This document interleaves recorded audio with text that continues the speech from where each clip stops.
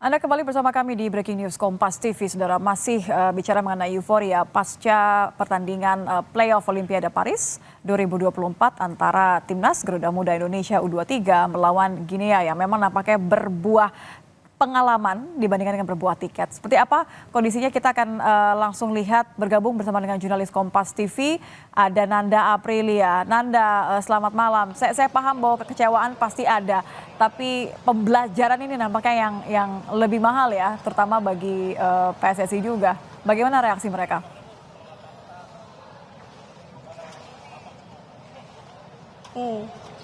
Iya Nitya, kalau kita melihat di GBK sendiri untuk nobar di sini, memang kalau dari PSSI, kami melihat ada salah satu perwakilan dari PSSI yang memang juga sudah memantau dari awal pertandingan sampai dengan akhir.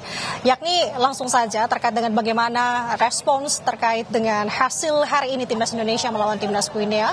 Kita sudah bersama dengan saya di sini, Nitya, bersama Mas Arya Sinulinga, yakni anggota Komite Eksekutif PSSI. Selamat malam, Mas. Selamat malam, Nitya. Baik, Mas, kita review sedikit terkait dari pertandingan tadi seperti apa dari tanggapan Mas Arya? Yang pasti kita hormat banget dengan para pemain Garuda Muda kita. Mereka bertarung dengan sampai terakhir tadi ya. Terus bertarung, kemudian juga apa yang didengung-dengungkan selama ini mengenai lawannya Jenuh itu kan ternyata mereka bisa imbangi. Walaupun dengan komposisi pemain yang ada yang hilang ya, Rido, ada Justin, ada ini sebagainya nggak ada gitu ya, tapi mereka bisa imbangi juga dan bisa dikatakan tadi pun mereka kalahnya karena penalti. Dan banyak peluang-peluang kita juga tadi selama pertandingan sehingga bisa ada peluang-peluang kita, tapi sayangnya memang belum nasibnya kita. Tapi satu hal ini capaian yang sangat besar bagi kita. Kita sudah lama sekali nggak pernah mencapai posisi mau lolos jadi Olimpiade ini. Tapi apakah ke depan bagaimana? Ini harapan kita ada lagi. Karena anak-anak muda kita ini usianya baru 20, rata-rata 20-an sekian. Jadi punya kesempatan untuk kedua tiga. 2 tahun lagi masih bisa juga mereka main. Artinya makin matang permainan mereka. Itu. Jadi Pak Erik sangat menghargai mereka, perjuangan mereka. Dan tadi dari Paris juga Pak Erik sampaikan bahwa inilah perjuangan walaupun tidak tercapai, tapi adalah capaian yang tidak kita bayangkan gitu. Dibandingkan klub-klub negara-negara lain, persiapan mereka panjang gitu ya. Bahkan kayak tadi saya katakan juga, Uzbekistan tuh sampai 3 tahun mempersiapkannya. Mereka disatukan dalam satu klub, namanya Olimpik. Habis itu diikutkan dalam satu kompetisi Liga 1-nya Uzbek. Dan itu sama-sama mereka membangun timnya. Kalau tim kita kan dibangunnya ini ya, tidak panjang gitu, dengan pemain-pemain baru mereka juga gitu. Kalau melihat dari U23 generasi emas ini bisa dikatakan kedepannya proyeksinya seperti apa, Mas Arya? Ini sebenarnya mereka kan sebelumnya mereka ada persiapan untuk timnas U20 yang untuk Piala Dunia, dan kemudian juga ini adalah yang kemarin memenangkan juga untuk SEA Games, dan mereka dapat emas gitu ya. Dan sekarang masuk semifinal. Artinya memang tahapan-tahapannya ini memang naik terus gitu. Jadi ini kami bisa lihat bahwa ini peluang kita untuk maju terus ke depan masih sangat besar gitu. Ini adalah generasi muda kita yang akan terus maju, dan kita akan tambahin lagi nih pemain-pemain muda kita yang lagi dipersiapkan untuk U20-nya gitu, yang akan nanti mendorong ke atas gitu. Jadi harapan kita untuk kemajuan sepak bola Indonesia ke depan sangat besar gitu.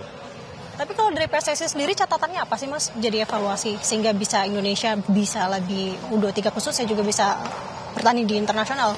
Evaluasi kita, jumlah pemain kita masih kurang.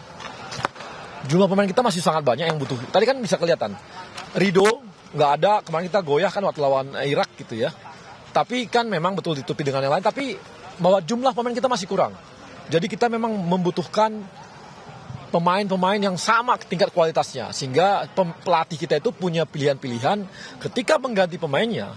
Itu bagian dari strategi, bukan sekedar ditopang dengan lapis 2, bukan, tapi betul-betul dengan sebagai bagian dari strategi. Jadi evaluasi kami jelas bahwa jumlah pemain kita masih banyak yang kurang. Kita perlu menghasilkan pemain-pemain yang lebih banyak lagi nih untuk timnas kita ke depannya gitu. Kalau untuk dukungan klub dan liga di Indonesia sendiri, dukungannya seperti apa, Mas? Saya rasa dengan hari ini kan kita bisa lihat 70% tuh pemain mereka itu kita adalah pemain dari Liga 1 gitu ya.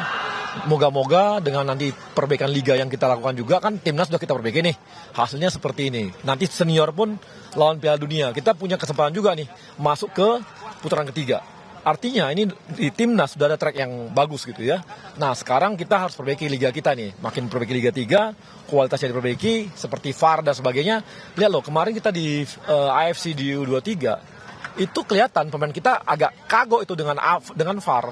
Tapi dengan hari ini, kita akan mulai pakai VAR di Liga 1, mudah-mudahan mereka udah terbiasa dengan pemakaian VAR. Sehingga nanti ketika tanding di pertandingan resmi yang pakai VAR, mereka lebih oke lagi gitu. Berarti ke depan akan ada regulasi yang diterapkan mungkin untuk jam terbang di masing-masing klub atau seperti apa? Ya pasti perbaikan dilakukan. Tadi kan seperti tadi perbaikan di yang pasti dulu kan jadwal aja liga kita tuh bisa nggak pernah jadwalnya pas, nggak tahu kapan main. Sekarang udah jadwal udah bagus gitu. Walaupun kemarin sempat ya tarik rem Pak Erik karena mereka nggak ngasih pemain-pemain kita ke timnas U23. Tapi kan akhirnya setelah kita dapat mereka bisa lanjut lagi liganya. Jadi perbaikannya jelas. Regulasinya, sistemnya kita perbaiki pakai VAR, kemudian nanti banyak hal lain lah yang akan kita perbaiki dalam liga dan juga di youth development-nya, karena kita harus seperti yang sering saya katakan bahwa Pak Eri selalu katakan bahwa kita butuh 150 pemain untuk dari U17 sampai pemain senior, maka kita harus mencukupinya ini, yang dimana pemain mereka ini kita itu bagus, tahapannya bagus gitu. Ini yang kita ke depan sih mudah-mudahan baik ya. Amin. Kemudian yang terdekat berarti artinya akan ada kualifikasi untuk Piala Dunia. Ada kualifikasi Piala Dunia di bulan Juni. Bulan depan kita akan kualifikasi dunia, ada 2 lawan lawan Filipina dan lawan Irak. Dan kita tuan rumah. Kalau menang kita akan lolos di putaran ketiga Piala Dunia, berarti tahapan kita akan makin baik. Itu juga akan jadi sesuatu hal yang besar ya dalam berapa puluh tahun mendatang ini. Yang lalu kita udah lama nggak ke posisi itu gitu, lama banget gitu. Siap, Mas Arya, ini sebagai penutup juga mungkin ya, bisa disampaikan apa apresiasi untuk timnas Indonesia? Sejauh ini kan kita sudah lihat di Piala Asia U23 kemarin, mereka juga performa sudah cukup baik, sehingga sekarang juga ada kesempatan untuk meraih tiket Olimpiade Paris seperti itu. Tanggapan Mas Arya yang akan disampaikan kepada para timnas seperti apa? Yang pasti Pak Erik selalu sampaikan bahwa kita harus berterima kasih kepada para pemain, para pelatih, support dari supporter yang besar banget. Kita tahu supporter kita kemarin di Qatar tuh mereka hampir 2/3 stadion tuh ya diisi oleh Indonesia semua tuh supporternya. Kemudian dengan semua support dari pemerintah, dari Pak Jokowi yang support kita, dari DPR yang bisa membantu kita untuk masalah proses naturalisasi, itu adalah saat ini kita mengalami sebuah dukungan seluruhnya nih mendukung kita. Jadi kayak semesta mendukung gitu. Itu yang membuat kita bisa seperti sekarang ini. Jadi kalau kita tetap bisa seperti ini, kita yakin, Pak Erik itu yakin bahwa kita akan bisa melangkah lebih jauh lagi ke depannya. Jadi masuk ke saus besar itu, ranking saus besar itu bukan satu mimpi, bahkan capaian 70 besar itu adalah target-target yang mungkin bisa terjadi ke depannya gitu. Masih banyak kesempatan lainnya ya Mas ya. Terima kasih Mas Arya. Mas Arya Sinulinga, terima kasih atas waktunya dengan Kompas TV. Terima kasih Mas. Itu tadi Nitya, harapan besar untuk Indonesia, tidak menutup kemungkinan melihat performa Indonesia sejauh ini. Tidak hanya di Olimpiade ini saja sebenarnya untuk membuatkan tiket Olimpiade Paris. Kita sudah lihat bagaimana perjalanan timnas Indonesia U23 di Piala Asia U23 kemarin, yang dimana tadi disebutkan bahwa permainan ini semakin pemain Indonesia timnas U23 semakin baik. Makin kesini semakin baik. Harapannya ke depan tentu akan menjadi banyak harapan juga tentunya untuk para timnas U23 Indonesia. Sementara demikian, Nitya kembali ke studio. Baik, terima kasih Nanda Aprilia langsung dari GBK pasca nonton bareng perlawanan terakhir, perjuangan terakhir timnas Indonesia Garuda Muda melawan Guinea, yang betul saya sepakat bahwa ini tetap berbuah pengalaman, tinggal bagaimana nanti membekali untuk perbaikan selanjutnya. Terima kasih Nanda.